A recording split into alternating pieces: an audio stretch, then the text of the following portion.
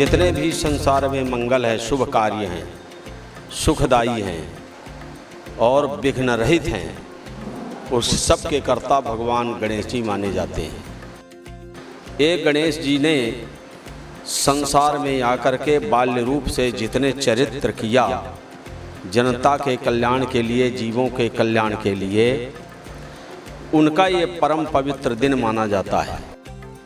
इस व्रत को अवश्य करना चाहिए। हमारे यहाँ कोई भी कार्य होते हैं तो गणेश जी के स्मरण से ही होते हैं। विविध प्रकार के चाहे छोटे से छोटे व्रत हों, महान से महान यज्ञ हों, बिना गणेश जी के पूजन के कोई भी कार्य होता नहीं है।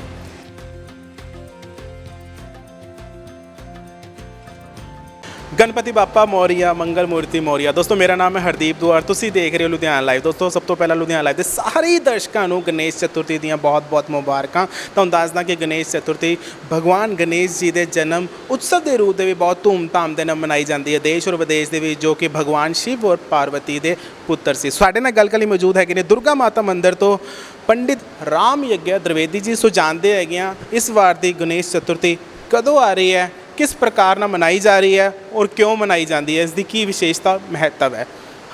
राम राम पंडित जी। जय श्री राम। मंगलानां च करतारौ वंदे वाणी विनायकौ।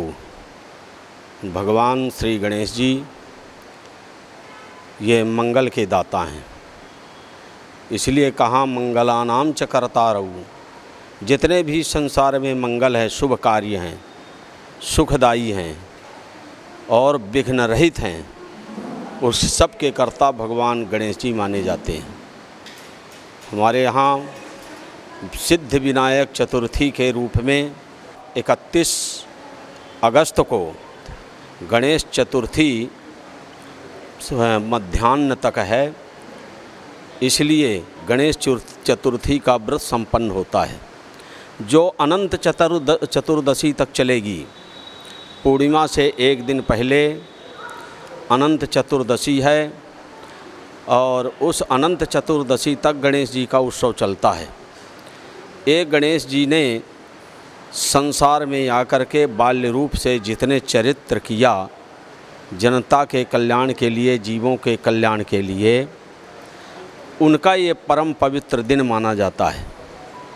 साल भर अगर कोई न भी किया व्रत तपस्या, अगर इसमें सिद्ध विनायक व्रत के दिन विधि विधान से गणेश जी की मूर्ति लाकर और घर में स्थापित कर श्रद्धा से, भक्ति से पूजा आरती करता है, उनका नाम स्मरण करता है, तो हमेशा के लिए जीव के सामने आने वाली बाधाएं, विघ्न समूलतः नष्ट हो जाते हैं।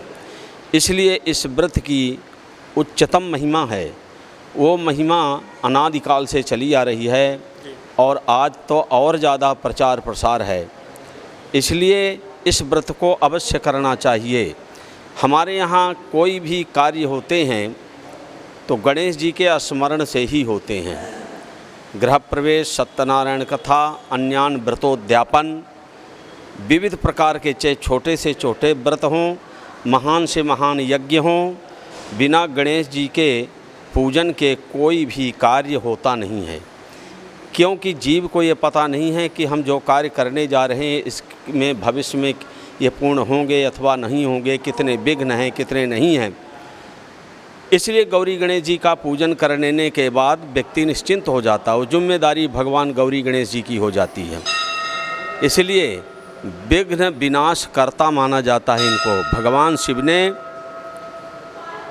गणेश जी को देवताओं की रक्षा के लिए नियुक्त किया था, सेनापति बनाया था, इसलिए कि इनकी सामर्थ्य के विषय में जानते थे कि गणेश जी में जो सामर्थ्य है विघ्नों को नष्ट करने को, दुखों को नष्ट करने के लिए, अन्य देवताओं में नहीं है। इसलिए तब से गणेश जी का यह व्रत परंपरा चली आ रही है, इसको अवश्य करना चाहिए। पुत्रार्थी लभते पुत्रान, अगर किसी को संतान की इच्छा है तो भी करे, प्राप्ति हो। धनार्थी लभते धनम, धन की इच्छा है, व्यापार में किसी प्रकार की त्रुटि आ रही है, ऊंच नीच का समय आ रहा, उतार चढ़ाव, वो भी नष्ट हो जाता है। और विद्यार्थी लभते विद्याम, जो छात्र हैं विद्या जीवन में अगर गौरी गणेश जी का पूजन करते हैं, स्मरण करते हैं, उनको विद्या की प्राप्ति होती है। और जयार्थी लभते जयम, विजय की प्राप्ति के लिए, मुकदमे में प्राप्ति के लिए, किसी भी प्रकार से विजय की प्राप्ति चाहिए, गौरी गणेश जी का ही आराधना की जाती है। सारे विघ्न दूर हो गए, कार्य में सफलता मिलती आती है। सो दोस्तों, ऐसे कि पंडित राम यज्ञ त्रिवेदी जी जिन्होंने दस्या कि गणेश चतुर्थी क्यों मनाई जाती है, उसके नाल नाल भी दस्या कि बिना गणेश की पूजा तो बिना कोई भी खुशी का कार्य जोड़ा वै वो पूरा नहीं होता। उसके नाल जोड़े भी छात्र चाहते हैं कि उन्होंने शिक्षा के हमेशा टॉप पर रहन, तो उन्होंने हमेशा गणेश जी की पूजा करनी चाहिए है। सो कैमरा पर्सन नवाब के नाल हरदीप दुआ नूं दिओ इजाजत। धन्यवाद।